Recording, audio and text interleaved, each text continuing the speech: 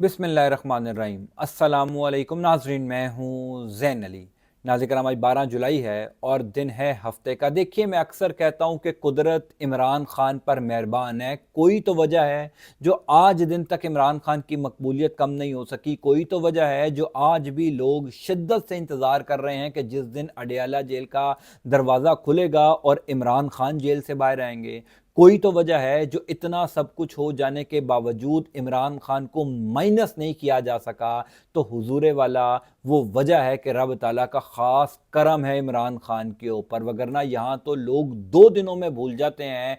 इमरान खान के लिए लोगों के दिलों में मोहब्बत हर गुजरते दिन के साथ बढ़ती जा रही है। कल सुप्रीम कोर्ट ऑफ पाकिस्तान ने पाकिस्तान तहरीक इंसाफ के हक में अचानक एक बहुत बड़ा फैसला सुनाया। एक बहुत बड़ा रिलीफ पाकिस्तान तहरीक इंसाफ को 9 मई के मुकदमात के हवाले से मिल गया। गेम चेंजर फैसला सुप्रीम कोर्ट ऑफ पाकिस्तान की जानिब से दिया गया। आज एक और हैरानकुन फैसला लाहौर से आ गया है। पाकिस्तान तहरीक इंसाफ के लिए भी 2 खुशखबरियां हैं। इन तमाम तर खबरों की तफसीलात मैं आपको बता देता हूं। देखिए, 9 मई के मुकदमात के हवाले से जो फैसला लाहौर से आया और पाकिस्तान तहरीक इंसाफ के लिए जो 2 खुशखबरियां हैं, इन तीनों खबरों की तफसीलात मैं आपको आगे चलकर बताता हूं। उससे पहले एक और हैरानकुन खबर कि पाकिस्तान का निज़ाम कैसे चलाया जा रहा है, कैसे टिकटॉकर्स इस मुल्क पर राज कर रहे हैं, इस खबर की तरह तफसीलात सुनिए। देखिए, आज से कई साल पहले, गालिबन 60-70 साल पहले, एक साहब थे मोहम्मद हुसैन नामी, जो मरी के इलाके के रहने वाले थे। उनकी वहां पर 15 से 20 एकड़ जमीन थी उस टाइम पर,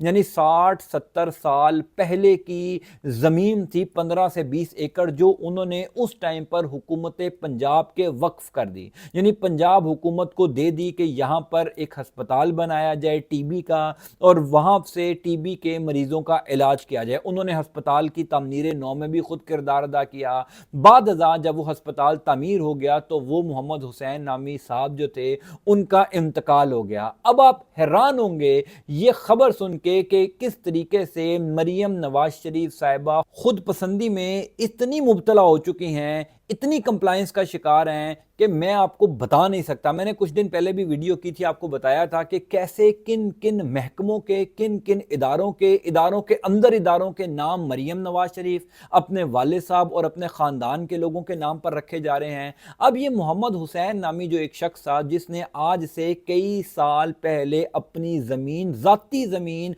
हुकूमत पंजाब को वक्फ की कि यहां पर टीबी का अस्पताल बनाया जाए, उस टाइम पर जिसकी भी हुकूमत पंजाब थी, उसने हुकूमत पंजाब के फंड को इस्तेमाल करते हुए वहां पर एक टीबी का अस्पताल कायम करना शुरू किया। मोहम्मद हुसैन साहब जो हैं, उन्होंने खुद उसकी तामीर नौ में शिरकत की। दिन रात एक करके वो टीबी का अस्पताल बनाया गया। अब पंजाब हुकूमत, जो अभी टिकटॉकर्स की हुकूमत है मरियम नवाज शरीफ साहिबा की, उन्होंने कुछ रोज पहले उस टीबी के अस्पताल में एक कार्डियक सेंटर बनाने का फैसला किया। उस कार्डियक सेंटर को फिर हुकूमत पंजाब के फंड से बनाया गया। जाहिर है ये जाती पैसे से तो अस्पताल नहीं बनाया जाता, वो तो शरीफ आदमी था मोहम्मद हुसैन, जिसने जाती जमीन हुकूमत पंजाब को वक्फ कर दी। मरियम बीबी ने वहां पर एक कार्डियक सेंटर बनाने का फैसला किया, हुकूमत पंजाब को फंड एलोकेट किए और वहां पर कार्डियक सेंटर बन गया। इंटरेस्टिंगली उस कार्डियक सेंटर का नाम भी मियां मोहम्मद नवाज शरीफ कार्डियक सेंटर रखा गया। यानी मैं हैरान हूं कि इन छोटी छोटी खुशियों को हासिल करके इनको क्या मिलता है। यानी अगर उस कार्डियक सेंटर का नाम उस मरहूम बंदे के नाम पर रख देते जिसने अपनी जाती जमीन हुकूमत पंजाब को वक्फ की थी, तो उसकी रूह को थोड़ी सी तसल्ली और सुकून मिल जाता कि चलो मुझे किसी ने याद तो रखा।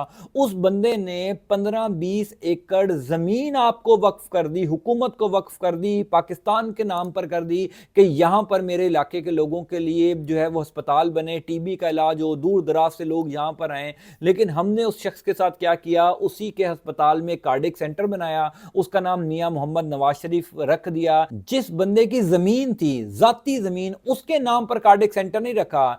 जिसके पैसे हैं ही नहीं, अवाम के पैसों का कार्डियक सेंटर बना और नाम रखा गया मियां मोहम्मद नवाज शरीफ। अब आप खुद अंदाजा कर लीजिए कि किस फोबिया में मुब्तला है शरीफ खानदान और खास तौर पर मरियम नवाज शरीफ साहिबा। बहरहाल कुदरत इमरान खान के ऊपर मेहरबान है। इमरान खान ایک تیر لگاتے ہیں اور وہ تیر ایسا ٹھیک نشانے پر لگتا ہے کہ شہباز شریف کی حکومت ایسے ایسے بلنڈرز مارتی ہے کہ اس بلنڈرز کا فائدہ عمران خان کو ہوتا ہے. وہ جو میں نے شروع میں عرض کی تھی نا کہ کوئی تو وجہ ہے جس وجہ سے عمران خان مائنس نہیں ہو سکے. ریاست نے, ریاستی اداروں نے, میڈیا نے, کس نے پاکستان میں زور نہیں لگایا عمران خان کو مائنس کرنے کے لیے. لیکن حقیقت یہ ہے کہ عمران خان کی مقبولیت پہلے سے کئی گنا بڑھ گئی. لوگ آج بھی شدت سے اس دن کا انتظار کرتے ہیں کہ جس دن اڈیالہ جیل کا دروازہ کھلے گا اور عمران خان جیل سے باہر آئیں گے. ویسے میں تو کئی دفعہ وہ منظر سوچ کر جو ہے وہ بڑا خوش ہوتا ہوں کہ جس دن عمران خان جیل سے باہر آئیں گے, اڈیالہ جیل کا دروازہ کھلے گا, وہ پہلی جھلک جو پاکستان تحریک انصاف کے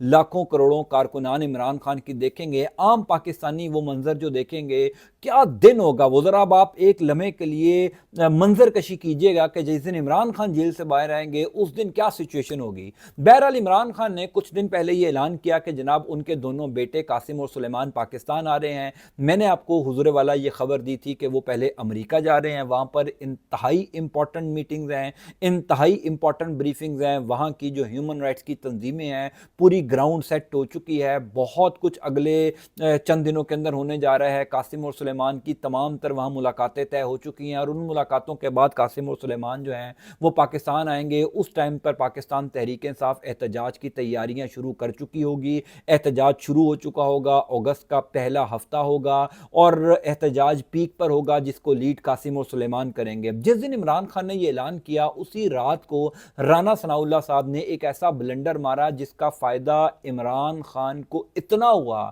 پاکستان تحریک انصاف کو اتنا فائدہ ہوا جو شاید پاکستان تحریک انصاف نے خود بھی نہیں سوچا تھا. یعنی حقیقتاً ایک اڑتا ہوا تیر تھا جو حکومت نے اپنی طرف اس کا رخ کر لیا. رانا ثناء اللہ صاحب نے کہا کہ جناب اگر قاسم اور سلیمان پاکستان آئیں گے تو ہم ان کو اریسٹ کر لیں گے. ابھی تحریک شروع نہیں ہوئی, ابھی اس کا کوئی مومنٹم نہیں بنا, لیکن پاکستان تحریک انصاف کے لیے پہلے ہی خوشخبری آ گئی کہ رانا ثناء اللہ صاحب کے اس بلنڈر کا جواب برطانیہ سے آ گیا. نہ صرف جمائمہ خان جو کہ عمران خان کی سابقہ اہلیہ ہیں, قاسم اور سلیمان کی والدہ ہیں, انہوں نے ایک سخت ٹویٹ کیا. اب سب جانتے ہیں کہ جمائمہ خان کا ایک اچھا خاصا اثر رسوخ ہے, وہ کوئی چھوٹی خاتون نہیں ہے. اگر ان کے بچوں کو اس طریقے سے اریسٹ کرنے کی دھمکیاں آپ ٹی وی پر بیٹھ کر دیں گے اور حکومت پاکستان دے گی, یعنی رانا ثناء اللہ کو سائیڈ پہ رکھیے, رانا ثناء اللہ کے پاس معاون وزیر اعظم, معاون خصوصی وزیر اعظم کا عہدہ ہے, یعنی ایڈوائزر ٹو پرائم منسٹر یہ کہہ رہا ہے کہ میں جمائمہ خان کے بیٹوں کو اریسٹ کروں گا.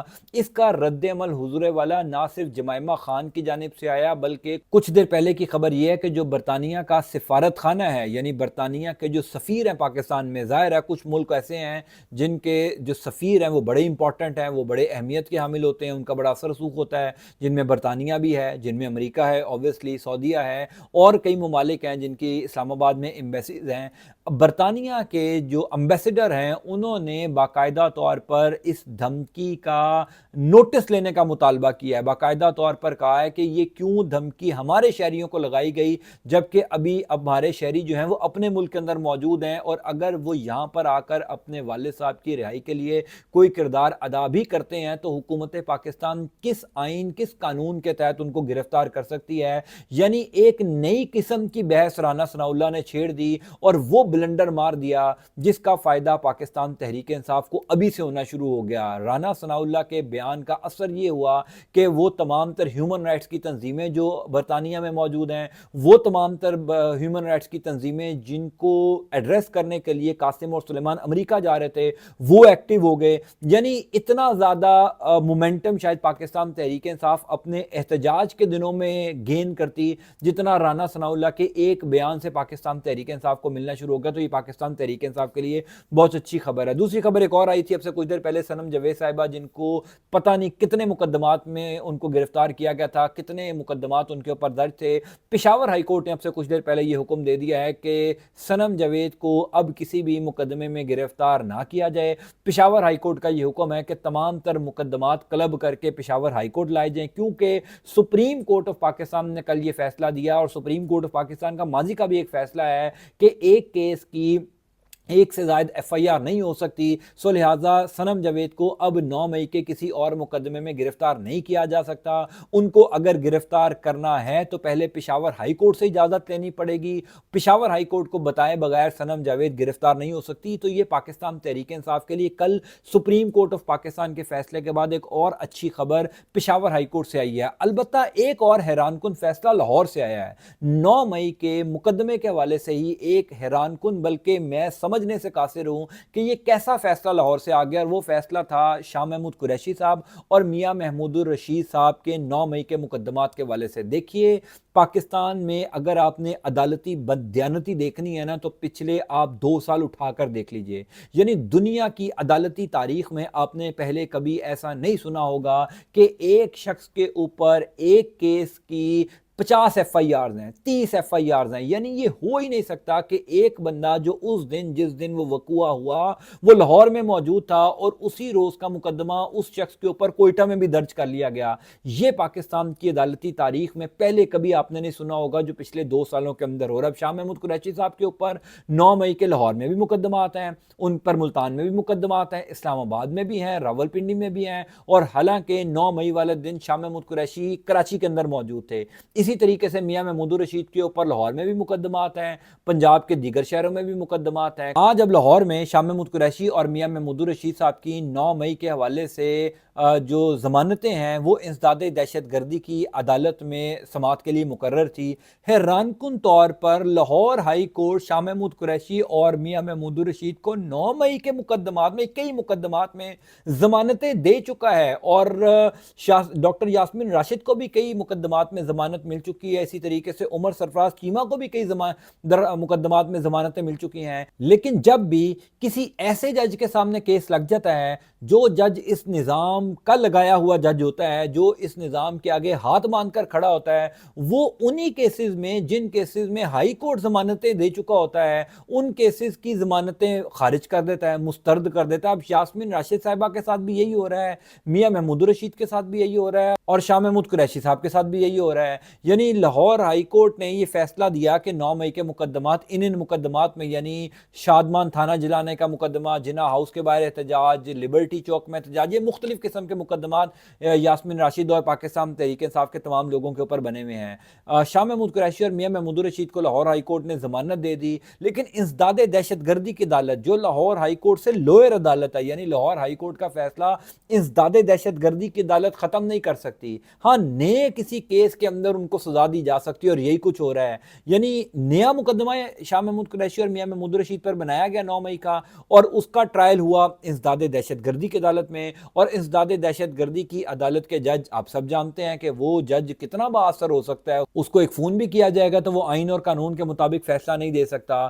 تو انسداد دہشت گردی کی عدالت کے جج صاحب نے شاہ محمود قریشی اور میاں محمود الرشید کی 9 مئی کے حوالے سے مقدمات میں ضمانتیں خارج کر دی۔ اب آپ اندازہ کیجئے کہ ایک مقدمہ پاکستان تحریک انصاف کے کسی ایک شخص کے اوپر 9 مئی کا بنتا ہے، وہی ایف آئی آرز 20 یا 25 کی تعداد کر کے مختلف شہروں میں ایف آئی آرز کاٹ دی جاتی ہے۔ اس طریقے سے یہ 9 مئی کے کیسز کو زندہ رکھا ہوا ہے۔ البتہ سپریم کورٹ آف پاکستان کا فیصلہ آیا کہ ایک کیس میں ایک سے زیادہ ایف آئی آر نہیں ہو سکتی۔ فواد چودھری صاحب کی یہ درخواست تھی، بہت بڑا ریلیف ملا، لیکن لاہور ہائی کورٹ پھر وہی کام کر رہا ہے۔ میں نے کل بھی اپنے ویلاگ میں کہا تھا کہ بے شک یہ فیصلہ سپریم کورٹ آف پاکستان سے آ چکا ہے، لیکن ہم سب جانتے ہیں کہ یہاں پر سپریم کورٹ آف پاکستان کے فیصلے کی کتنی کو عزت اور قدر کی جاتی ہے، کتنا ان فیصلوں کے اوپر عمل درآمد کیا جاتا ہے۔ یعنی آج 12 جولائی ہے، آج سے ٹھیک ایک سال پہلے پچھلے سال 12 جولائی 2024 کو ایک فیصلہ سپریم کورٹ آف پاکستان نے دیا تھا کہ مخصوص نشستیں پاکستان تحریک انصاف کو دینی چاہیے۔ سپریم کورٹ آف پاکستان کے فل کورٹ بینچ نے یہ فیصلہ دیا تھا، اس فیصلے کے اوپر عمل درآمد ہی نہیں ہوا، اور اس فیصلے کو تبدیل کر کے وہ تمام سیٹیں چھین کر مال غنیمت کی طرح حکمران اتحاد میں بانٹ دی گئی، اور اس فیصلے کے اوپر فوری طور پر عمل درآمد بھی ہو گیا۔ تو اس طریقے سے پاکستان کا عدالتی نظام چل رہا ہے۔ بہرحال جہاں پر بہت کچھ گھٹن ہے، جہاں پر بہت سی مایوسی ہے، وہاں پر کوئی نہ کوئی اچھی خبر یا خوشخبری آتی ہے تحریک انصاف کے لیے، تو میں فرض سمجھ کر آپ کے ساتھ شیئر کرتا ہوں کہ آپ لوگوں کو تھوڑی سی امید ہو کہ تحریک انصاف کے لیے چیزیں بہتر بھی ہو رہی ہیں، اور قدرت کا یہ نظام ہے کہ کفر کا نظام چل سکتا ہے، ظلم کا نظام نہیں چل سکتا، اور ظلم کی رات جتنی بھی اندھیری اور تاریک کیوں نہ ہو، آخر کار صبح کا سورج طلوع ہوتا ہی ہے، اور وہ طلوع ضرور ہوگا۔ میں انشاءاللہ تعالیٰ آپ کو تفصیلات سے آگاہ کرتا جاؤں گا۔ اللہ تعالیٰ آپ کا آپ کے اہل خانہ کا حامی ناصر ہو۔ مجھے اپنی دعا میں ضرور یاد رکھا کیجیے، پاکستان کے لیے دعا کیجیے۔ انٹل نیکسٹ ٹائم، اللہ حافظ۔